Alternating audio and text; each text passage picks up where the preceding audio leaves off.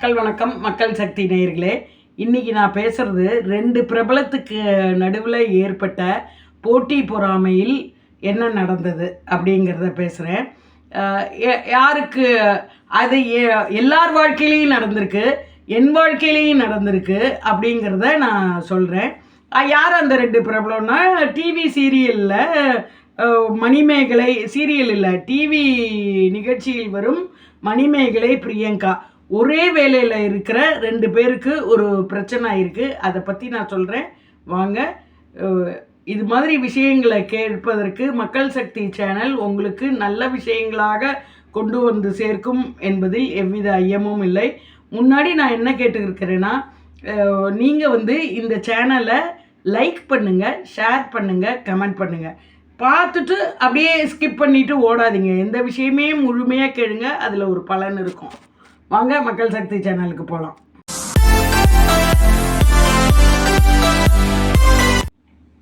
ஒரு அனலைஸ் பண்ணால், இப்போ ஒரு பிரச்சனை யாரால நடந்தது, இது அவங்களால நடந்ததா என்னால் நடந்ததா அப்படின்னாக்க, அதுக்கு ஏதோ ஒரு தீப்பொறி ஒரு தேர்ட் பர்சனாலையும் கூட நடந்திருக்கும்.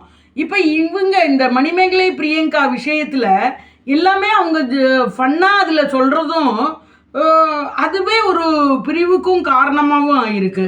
அதுக்கு முக்கியமாக 3வது ஒரு பெண் காரணமாக இருக்காங்க. இந்த 2 பெண்களோட செலிபிரிட்டிஸோட பிரச்சனை 3வது ஒரு தீ கிளப்பி விட்டா மாதிரி தான் இருக்குது. அது குக்கு வித் கோமாளியில் வருது.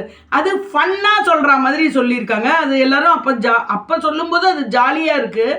இப்போ ஒரு பிரச்சனையாக அவங்க அதை சொல்லும்போது அதுவும் ஒரு காரணமாக யார் நம்மளாம் தான், அந்த யூடியூப்பை வாட்ச் பண்ணுறவங்க தான் அதை இவங்களும் இதுக்கு காரணம், இவங்க 2 பேருக்கு உள்ள பிரச்சனைக்கு இவங்களும் காரணம் அப்படின்ட்டு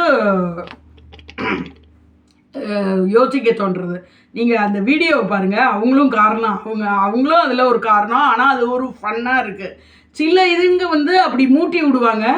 அது மூட்டி விடுறதுல இதை ஃபன்னாக ஆரம்பம் மூட்டி விட்ருக்காங்க இவங்க. ஒரு அது தெரிஞ்சு செஞ்சாங்களோ தெரியாமல் செஞ்சாங்களோ, இந்த பிரச்சனைக்கு மூட்டி விட்டதே இவங்க தான்.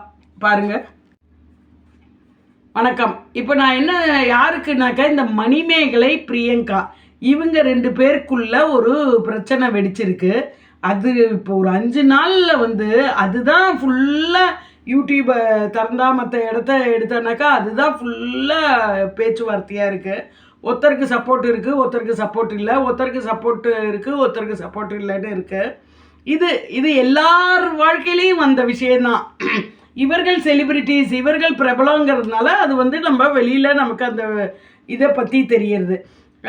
சாதாரணமாக போட்டி பொறாமை இது எல்லார் லைஃப்லேயும் நம்ம ஃபேஸ் பண்ணுறோம். நம்ம வேலைக்கு போனாலுமே அங்கே போட்டியாக யாராவது வருவாங்க, நம்ம மேலே பொறாமையாக யாராவது இருப்பாங்க. இது இங்கே இவங்களுக்கு வெளியில் இது தெரிஞ்சிருக்கு. பல பிரெட் வின்னர்ஸ், பல வேலைக்கு போகிற நம்ம பல ஆண்களுக்கு இந்த பிரச்சனை அங்கேயே நடந்துகிட்ருக்கோம். அவங்க அதெல்லாம் ஃபேஸ் பண்ணிட்டு தான் வருவாங்க. அதில் எப்படி அவங்க இருக்கணுமோ அப்படி இருந்து, இல்லை எப்படி அதை ஃபேஸ் பண்ணணுமோ ஃபேஸ் பண்ணி, இல்லை வெளியில் வர்றது, அது மாதிரிலாம் நடந்துட்டு தான் இருக்கும். அதில் தான் ப்ரொஃபஷ்னல் பேரியர், அதாவது ஒரு தடுப்பு வரும். அந்த ப்ரொஃபஷ்னலில் உள்ள அந்த அப்டக்கிள்ஸ் பேரியர் தான் இப்போ மணிமேகலைக்கு நடந்திருக்கு. மணிமேகலை எடுத்த முடிவு சரியா? ஒரு எடுத்த உடனே நான் போய்க்கிறேன், வேலை வேண்டாம் அப்படின்னு வந்துட்டா, இப்போ அவங்களுக்கு நல்ல ஃபெசிலிட்டிஸ் நல்ல கூட வந்தாச்சு, அவங்க நல்ல பிரபலமாக ஆயாச்சு. எந்த இடத்துல வேணாலும் என்னை கூப்பிடுவாங்கடா, இல்லைன்னா எனக்கு தன்னம்பிக்கை இருக்குது, நான் பார்த்துக்கிறேன்டா அப்படிங்கிற மாதிரி அந்த சின்ன பொண்ணு ஒரு 32 வயசு இருக்குன்னு நினைக்கிறேன், அப்படின்னு ஒரு முடிவை எடுத்து தைரியமாக போல்டாக அப்படி வெளியில் வந்தாங்க பாருங்கள். அதுக்கு ஃபஸ்ட்டு ஹேட்ஸ் ஆஃப். ஒரு பிரச்சனை நான் உள்ளே ஃபேஸ் பண்ணுறேன், அது நீ அந்த பிரச்சனையை கலப்பினவங்களுக்கு சப்போர்ட் பண்ணுற. அந்த டிவி விஜய் டிவி பிரச்சனை கலப்பினவங்களுக்கு சப்போர்ட் பண்ணுற, தன்னை இவங்கள சாரி கேட்க சொல்கிறேங்கிற மாதிரி இருக்குது. அதனால் தன்னை ஒரு பெரிய ஆங்கர், அவ்வளவு எக்ஸ்பீரியன்ஸ் இந்த ஆங்கர் தன்னை வேலை செய்ய விடாமல் தடுக்கிறாங்க, அதனால் நான் வந்துட்டேன் அப்படிங்கிறாங்க. அது ரொம்ப அதாவது கொஞ்சம் அவங்க சொல்கிறாங்க, அவங்களும் 15 வருஷம் ஆங்கராக இருந்திருக்காங்க மணிமேகலை. அந்த பிரியங்காவும் ஆங்கரா, சீனியர் ஆங்கரோ அவங்களுக்கு என்னவோ, ஆனால் ஈக்குவலி இவங்களும் வந்து நல்ல நல்லா பண்ணுற டேலண்டட் கேர்ள் தான். பிரியங்காவும் நல்லா பண்ணுறாங்கன்ட்டு நம்ம டிவிலாம் பார்க்கணுன்னா, ஒருத்தரை பார்க்கணுன்னு ஆசை வரும்னா அந்த பிரியங்கா பண்ணுற ஆங்கரிங்கும் சூப்பராக இருக்கும், நல்லா இருக்கும். இப்போ 2 பேரும் குக் வித் கோமாளின்னு ஒரு நிகழ்ச்சியில் மணிமேகலை ஆங்கராக அங்கே கொண்டு வந்திருக்காங்க. மணிமேகலை ஆங்கராக அங்கே பண்ணிகிட்ருக்காங்க. அவங்க பல நிகழ்ச்சியிலேயே ஆங்கராக இருந்து வந்தவங்க தான். குக் வித் கோமாளியாக வந்து சீசன் 2, 3, 4, 5 இது பண்ணி இப்போ 5ல் வந்து அவங்க ஆங்கரிங் பண்ணுறாங்க. இதில் வந்து சீனியர் ஆங்கராக இந்த பிரியங்கா இருக்கும்போது தானே இன்டர்ஃபியர் பண்ணுறது, அவங்கள டாமினேட் பண்ணுறது இப்படிலாம் இருந்திருக்கு. அதுலேயே சின்ன சின்ன வீடியோஸ்லாம் வருது. அதே வந்து ஜாலியாக தான் நாங்கள் கொண்டு போகிறாங்க, அதை ஃபன்னாக தான் கொண்டு போகிறாங்க. நமக்கு இதெல்லாம் அதை பார்க்க ஃபன்னாக இருக்குது, ஜாலியாக இருக்குது.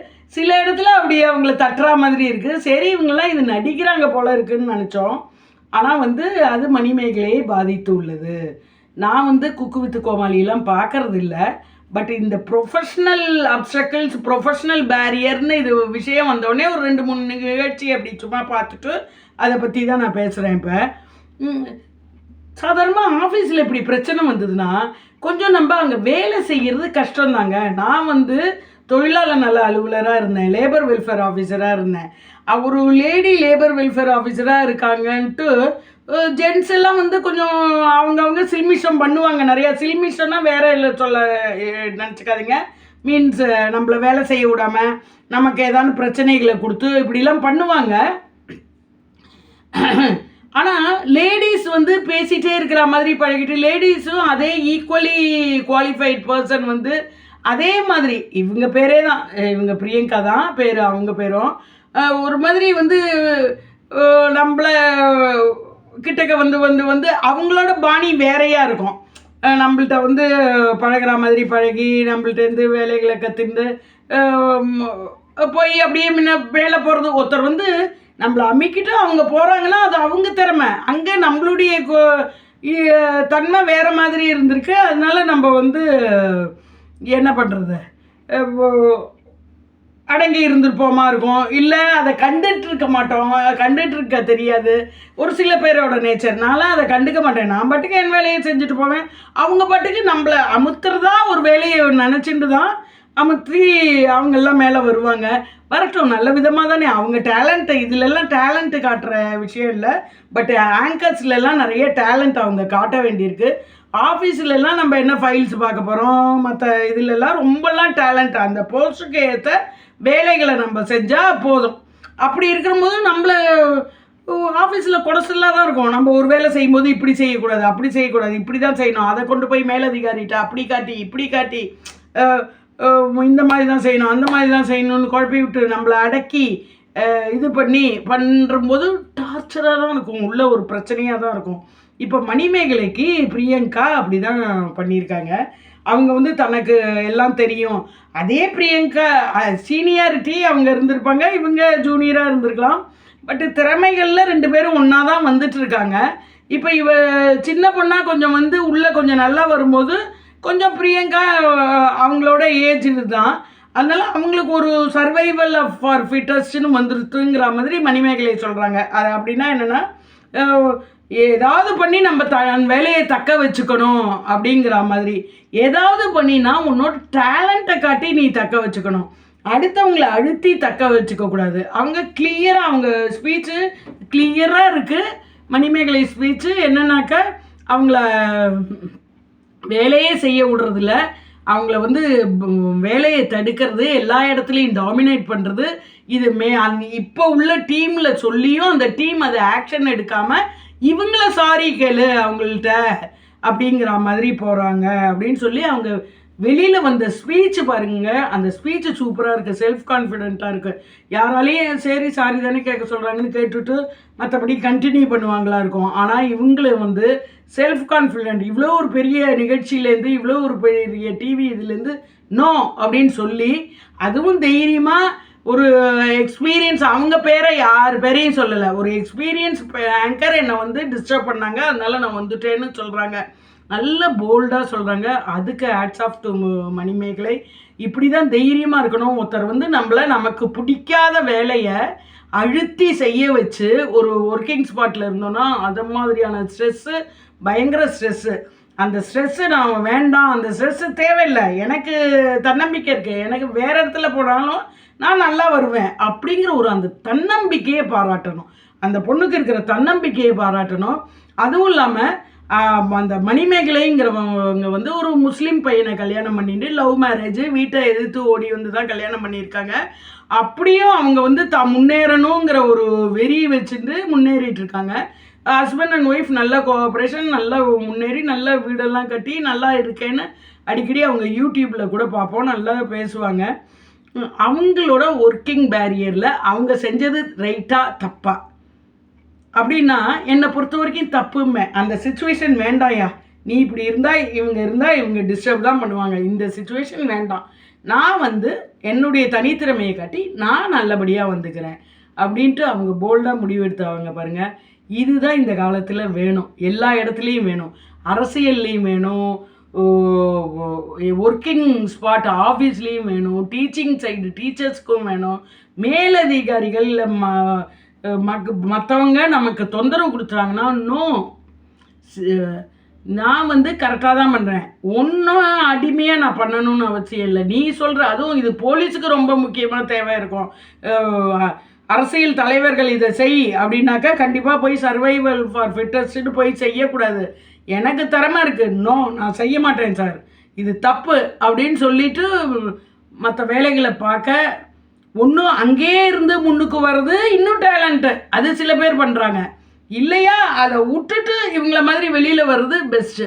இதில் வந்து நான் லேடிஸுக்கு சொல்ல விருப்பப்படுறது, பக்கத்தில் இன்னொரு லேடி வேலை செய்யும்போது அவங்கள பார்த்து பொறாமப்படாதீங்க. நீங்கள் உங்களோட போட்டியை காட்டுங்க, உங்கள் வேலைகளை காட்டுங்க, உங்கள் போட்டியை காட்டுங்க, அவங்கள எப்படி அனுப்பணும், எப்படி அந்த வேலையை விட்டு தூக்கணுங்கிற இதை பார்க்காதீங்க.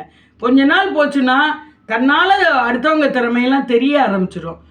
அது இன்னொன்று வந்து பைப்படி சண்டை மாதிரி உள்ள அந்த லேடிஸ் போட்டுக்கிறதுக்கு பதிலாக, எனக்கு தன்னம்பிக்கை இருக்குது, உனக்கு வேணுமா, நீ டாமினேட் பண்ணுறியா, பண்ணிகிட்டே இருந்தாப்போ அப்படின்ட்டு சொல்லிட்டு வந்தாங்க பாருங்கள் மணிமேகலை. அது மாதிரியும் கரெக்டாக அவங்க திறமை இருக்குங்கிறத அவங்க நம்புறதுனால அவங்க வந்து எனக்கு எந்த சேனலுக்கு போனாலும் எனக்கு உரிமை இருக்கும், என்னோட வேலையை செய்ய எந்த தடங்களும் இருக்காது அப்படின்னு அப்படி தைரியமாக வந்துட்டாங்க. நிறையா ஜென்ஸால் அது முடியாது. ஆனால் சொல்கிற வேலையை, அவங்க சொல்கிற தப்பான வேலையை செய்யணுங்கிற கட்டாயத்துக்கும் தள்ளிக்காதீங்க, இந்த தைரியத்தையும் வளர்த்துக்கலாம். இவங்க செஞ்சது ரைட்டா தப்பா அப்படின்னு என்ன கேட்டோன்னாக்க நான் சொல்லுவேன் ரைட்டு. உள்ளேயே ஒரு பிரச்சனை கொமைஞ்சின்னு இருக்கிறதுக்கு அதை கிழித்து வெளியில் வந்தாங்க. அவங்க செலிப்ரிட்டிங்கிறதுனால அது தெரியுது. இப்போ நம்மளை போல் ஆளுங்கனாக்கா அது தெரியாது. வீட்டில் வந்து இப்போது நல்ல வேலையை விட்டுட்டேங்கிற டென்ஷன்லாம் கிளப்புவாங்க. அப்படிலாம் அதுக்கெல்லாம் பார்த்துக்காம நான் வேறு இடத்துக்கு போகிறேன் ஏன்னு வந்தாங்க பாருங்கள், அவங்க தான் வெரி குட். பிரியங்கா மாதிரி ஆளுங்களுக்கு அவங்கள தான் இப்போ நிறைய பேர் திட்டிட்டு வராங்க.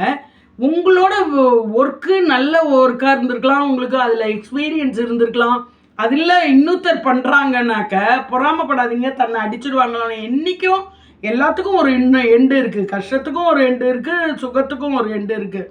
உங்களுக்கு ஆங்கரிங்க்கும் ஒரு எண்டு வரலாம், ஒரு ஓய்வு வரலாம், ரெஸ்ட்டு வரலாம்.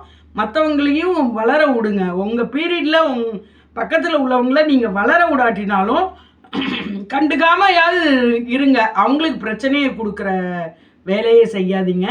அதே மாதிரி மற்றவங்க எல்லாருக்கும் சொல்கிறது என்ன, உடனே ஜாபை தூக்கி எறியாதீங்க, யோசிச்சு பாருங்கள்.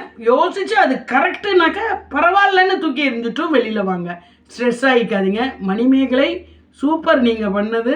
சின்ன பொண்ணாக இருந்தாலும் நல்ல முடிவு எடுத்திருக்கீங்க, வெரி குட். வாழ்க வளர்க. நன்றி.